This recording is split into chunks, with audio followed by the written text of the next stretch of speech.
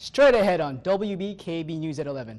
The Zonta Club of Alpena celebrates October's Breast Cancer Awareness Month with a walk and run fundraiser.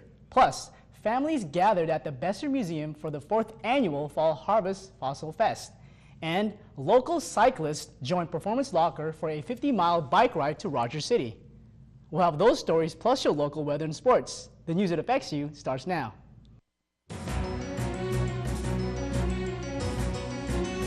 From Rogers City to Tawas City and all points in between. This is Northeast Michigan's award-winning news team. We are your source for news, weather, and sports. We are WBKB News at 11.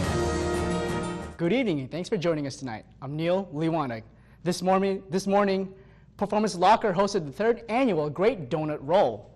Residents from all over town gathered at Performance Locker for a 50-mile bike ride to Kanabe's Munchy Crunchy Apple Farm in Rogers City, where they feasted on delicious donuts, fresh apples, and a number of other treats.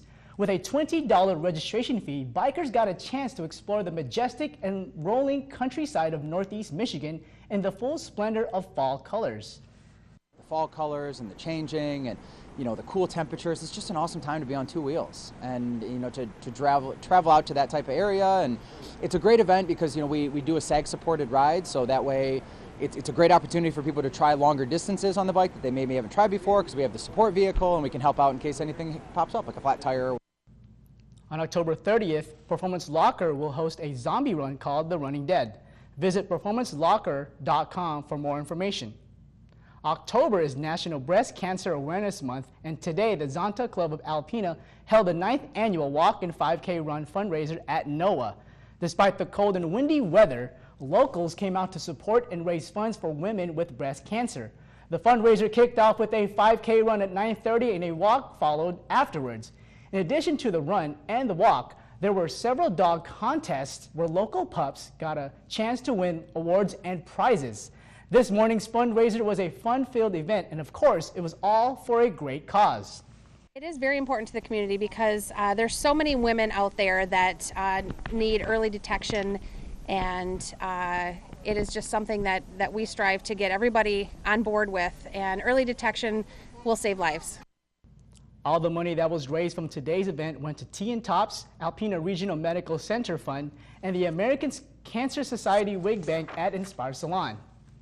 In Hillman this afternoon, the Brush Creek Mill hosted the 10th annual Apple Fest and Craft Show. People in the community kept themselves warm inside the mill to smell the fresh baked apple dumplings.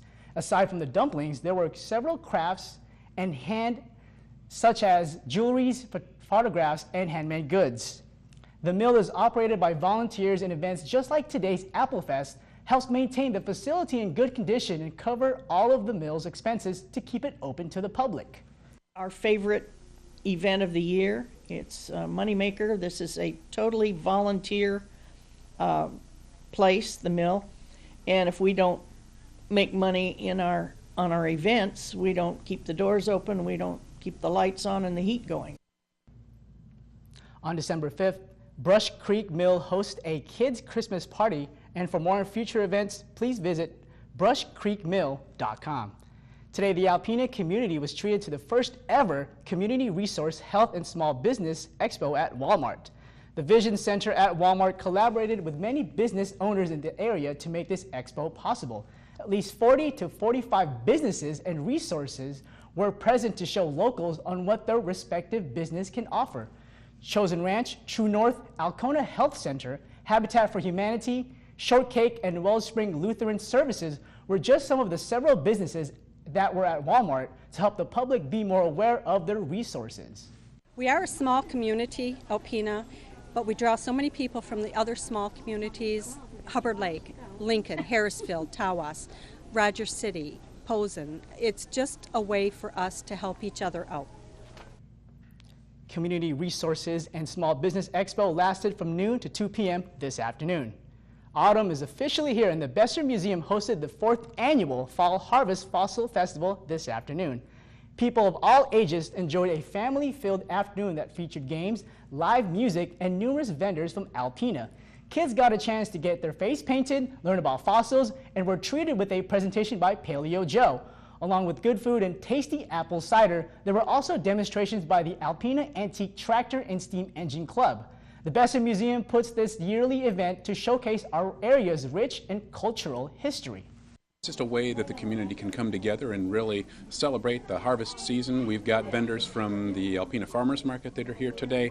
So we've got the harvest theme of bringing in the harvest, but we've also got a real appreciation of the cultural richness of our region.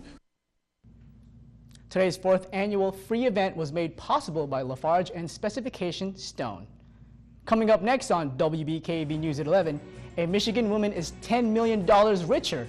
Find out where she cashed her winning ticket. Is again looking to take a bite into Apple's sales. All that and more next.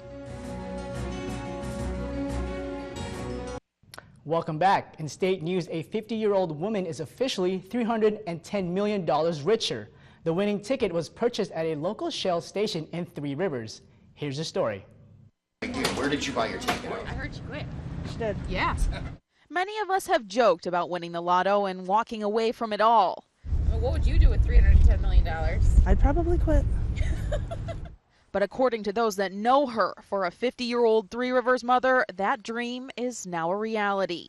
Got back from her lunch break and everyone was crowding around her and I didn't know what was going on. So her coworkers say the supervisor got the news during an overnight shift here at Aquatic. she's just shaking, ready to go home. Learning of the win and clocking out for good just a few minutes later. She deserves it. She works hard. We stopped by the winner's house, who's still spinning with the news, not ready for the world to know or go on camera just yet. If it's me, I'd keep it a secret. Would you? Yeah, I'll be doing my business, talking to a lawyer from some unknown location. I don't know, it's crazy that it'd be here, small town Three Rivers. All anticipating the big announcement, excited something so large could happen in the tiny town of Three Rivers. Someone from Three Rivers winning, what, $300-something million? Yeah, it's just crazy to think. I'm excited for whoever won it. It doesn't surprise me that they got it here in Three Rivers.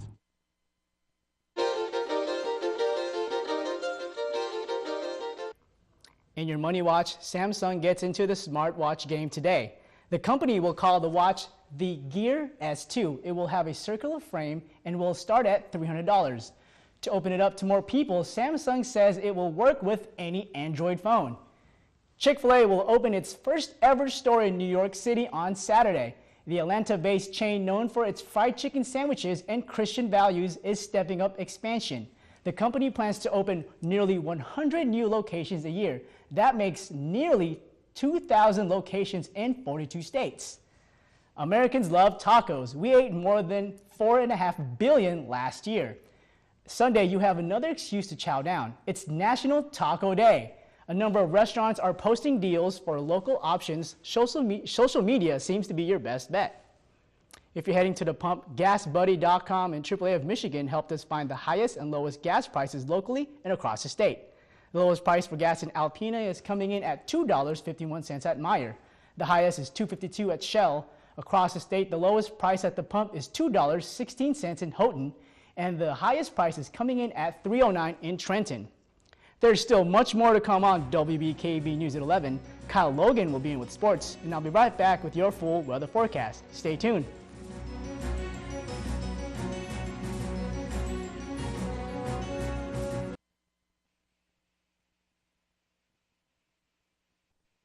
Thanks for joining us. It is now time to look at the weather. Today's high was 53 degrees and your low was 48 degrees. Normal was 62 and your low was 40 degrees. And record back in 2005 of your high was 84 degrees and your low back in 1974 was 21 degrees. Sunrise at 7:34 a.m., sunset at 7:36 p.m. Take a look at your current conditions. It's raining outside, 48 degrees with a humidity of 79%. As you can see, the clouds and rain moving through the state of Michigan. Look for that rain to continue in the next couple of days. Tonight, showers likely with the low around 47, east winds at 15 miles per hour.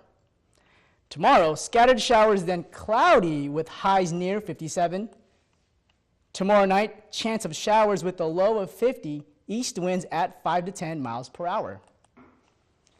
And now taking a look at our extended weather forecast. Monday, a chance of sprinkles with a high of 59. Tuesday and Wednesday, partly sunny, highs in the low 60.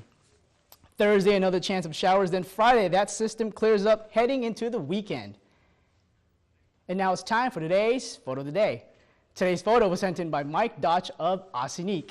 Now, this is a photo Mike took of a very windy sunrise on Lake Huron. Take a look at that beautiful orange sunrise overlooking the lake's strong waves. Thank you, Mike, for sending us this photo. If you have a photo you would like to send us, email it along with a short description to news@wbkb11.com.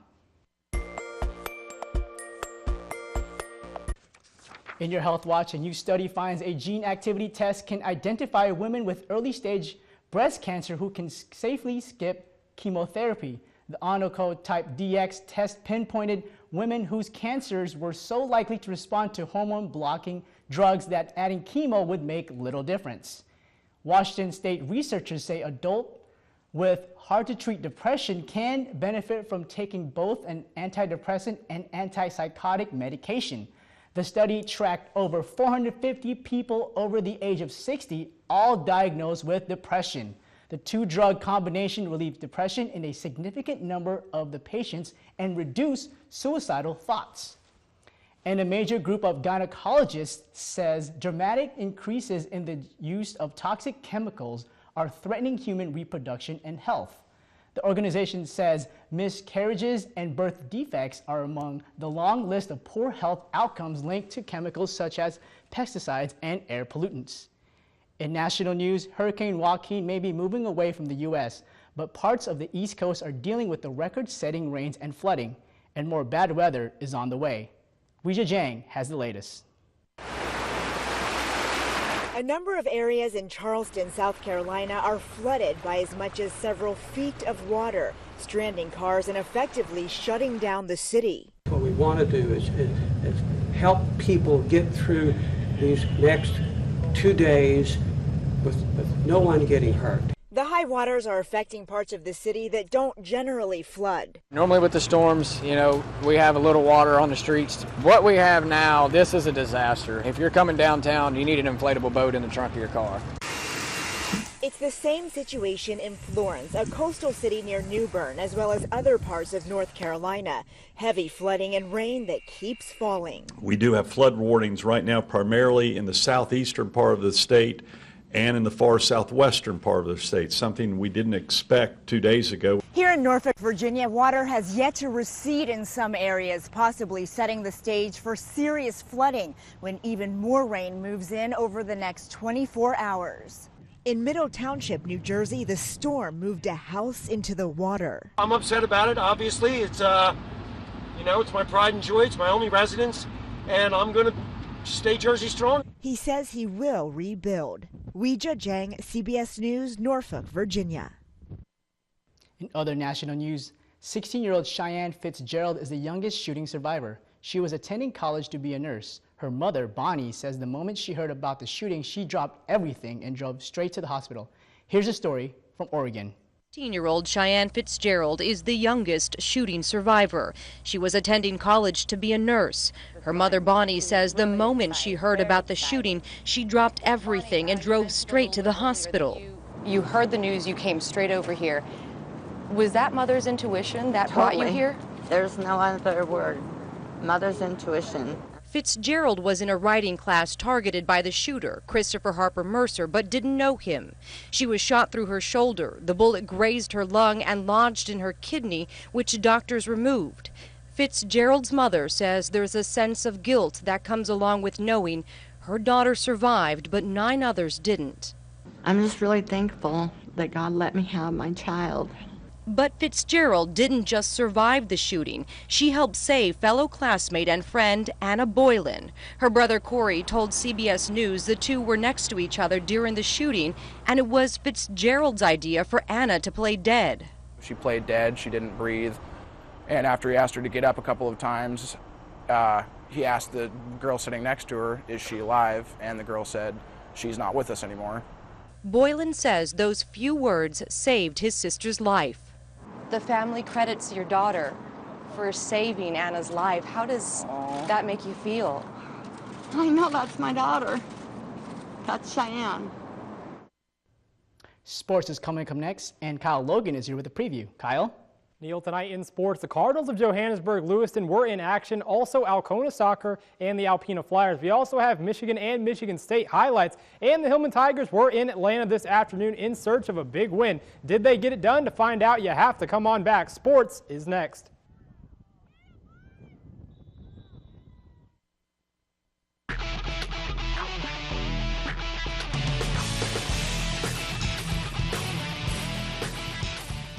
On Friday night, we expressed that the schedule for high school football was just a little bit light. Part of that reason was there was a couple of games taking place on Saturday, one underneath the afternoon sun and one underneath the lights. First up, Hillman and Atlanta. The Huskies welcoming in the Tigers. Early success for Atlanta on defense. Kane Hunt loses the handle on it, and the Huskies defense jumps on it. But Atlanta's unable to do anything with it. Tigers' next drive, the offense gets it going. Dylan Stanky, he takes the carry left side, uses his speed and outruns everyone but Reese Wood, but he gets it into Huskies territory. Few plays later, quarterback Billy Colcan, the play-action bootleg, he scores easily to put his team on the board up first, 6-0. They line up for two. They don't get it, but they line up for two, and Colcan summoning his inner Tim Tebow. The jump pass there to Jordan Mushler, and Hillman leads by 8. Tigers' next drive already in the red zone. They utilize the option. Colcan takes it left side, pitches it to Stanky, and he easily scores 215 rushing yards on the day for him. With another two, the Tigers go up 16-0. That was the lead going into the half, and they take this one 38-0 to get their 5th win of the season.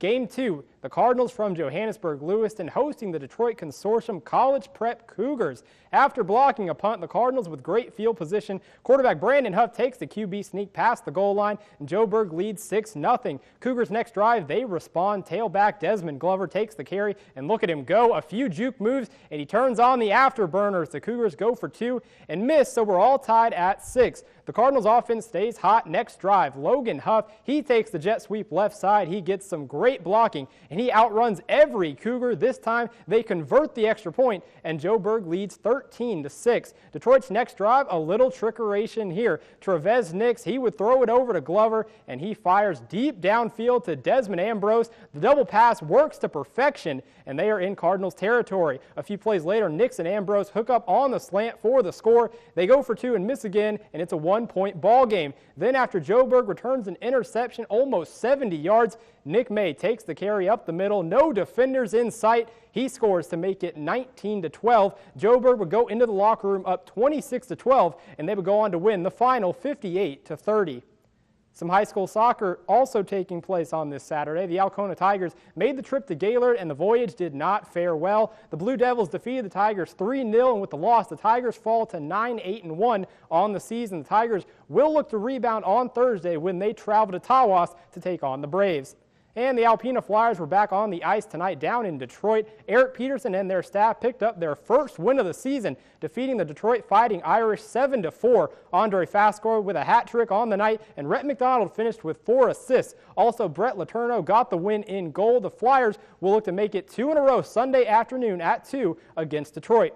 The Michigan Wolverines and Jim Harbaugh in College Park today looking to carry the momentum over from their big win over BYU last Saturday. Hurricane Joaquin, the cause for much concern in the game, was moved up from 8 p.m. to noon. So would that affect the Wolverines? Harbaugh and his team used to the noon starts this season. Early second quarter, still scoreless, 4th and 3. Quarterback Jake Rudock rolls out right side. He takes off. Beautiful cut back here, and look at the big man go. He takes it all the way inside the 15, and it leads to a Michigan field goal. Later in the second quarter, still 3-0. Rudock with the play action. They run a deep screen to tight end Jake Butt. He uses his blockers well and dodges a couple of defenders, getting all the way down inside the 25. That would lead to a field goal, and the Wolverines go into the half up 6. Second half, Michigan driving, another screen pass. This one to Drake Johnson. He finds a ton of running room following his blockers to pay dirt. The Wolverines go up 14-0. Harbaugh's offense tacks on a couple of more, and the defense is sensational again. The Wolverines walk away with this one 28-0. And on their 100th homecoming, the Michigan State Spartans hosting the Purdue Boilermakers. Early first quarter, Sparty finds pay dirt. LJ Scott takes the carry, bounces right side, sheds one defender, and he would score. State goes up in this one 7-0. Early second quarter, now 14-0. R.J. Shelton, he takes the jet sweep right side. Some great blocking would spring him free. He finds the end zone, and Michigan State takes a 21-0 lead going into the locker room. Now the fourth quarter, Purdue isn't backing down. 21-7, Markel Jones takes it up the middle. Big hole, and there isn't a Spartan that can get a grasp on him. He goes 68 yards to the house, and it's a one-possession game. After a State field goal, the Boilermakers inside the red zone. Jones gets his second score of the game here from 3 yards out, and it's now 24-21 Sparty. But the Spartans' defense holds strong when it needs to. 4th and 9, Purdue is unable to convert, and State remains undefeated, and they hold on to win this one 24-21. And also, Neil, Alcona Volleyball, they were in Onaway today. They had a tournament. They lost in the championship game to Onaway, but they did get wins over Rudyard, Hillman, and Brimley. The Tigers had Verlander on the mound today. They lost 5-3 to the White Sox. They finish out their regular season tomorrow. And finally, the Detroit Red Wings, they beat the Toronto Maple Leafs 2-1 to close out their preseason schedule. And on the 9th, they start their regular season, so hockey season is right around the corner. Detroit Red Wings are back. Exactly. A lot of excitement. Yeah, absolutely. Thanks, Kyle. Coming up next on WBKB News at 11, find out which Missouri Post Office is raising funds for breast cancer research in honor of Breast Cancer Awareness Month. Stay tuned. Welcome back. In Missouri, a post office is busy making stamps to honor Breast Cancer Awareness Month. October is Breast Cancer Awareness Month, and that means it's time for the Carl Junction Post Office to get back to work raising funds for breast cancer research. The post office will compete with other post offices across the country to see which can sell the most breast cancer awareness postage stamps. This is the 6th year that the Carl Junction Post Office has competed. Last year, Carl Junction won, selling more than $49,000 worth of stamps. Nice stamps, and it's for a very great cause, Kyle. Yeah, no, certainly. It's always a great cause when anything can be put forth towards breast cancer awareness. October is Breast Cancer Awareness Month, so everyone should don their pink and certainly go out and support that cause. You know, there's so many families and women that have to go through this big issue, and it takes a lot of lives, and it's really something that really needs to be kind of figured out because it's something that's really devastating to the society. Absolutely. This morning there was the breast cancer walk at NOAA. So the city's getting ready, everybody's getting ready to just support the breast cancer awareness, and it's for a great cause. You know? It really is, and a lot of people should do more. And remember, you can read more about our broadcast stories and get the scoop on other news items online. Just visit WBKB11.com for sports, weather, and news updates anytime, day or night. Or add us on Facebook at facebook.com/WBKBTV. Well, that will do it for tonight's show. Catch us tomorrow night at 11. Good night, everybody.